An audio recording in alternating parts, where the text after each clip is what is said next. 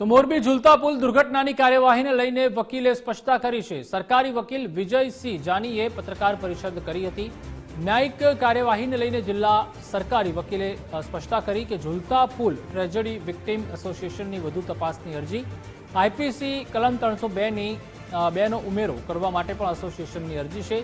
એસોસિએશનની અરજીને કારણે સુનાવણી થઈ શકી નથી।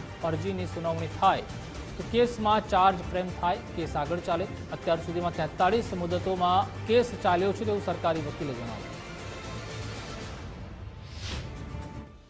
આપણે બધા જાણીએ છીએ કે ઝુલતા પુલની જે દુર્ઘટના છે એની અંદર 135 લોકોના ડેથ થયા છે, 100થી વધુ લોકો ઇન્જર્ડ થયા છે।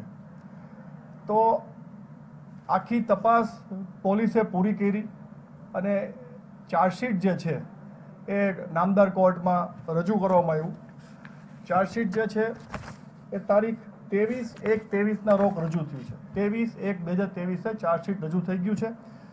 367 જેટલા સાક્ષીઓ છે। ભોગ બનનારના વકીલ તરીકે એક અરજી આપવામાં આવે છે કે આ કેસ જે છે એની અંદર રીઇન્વેસ્ટિગેશન કરવામાં આવે અને આમાં આઈપીસી 302 નો ઉમેરો કરવામાં આવે।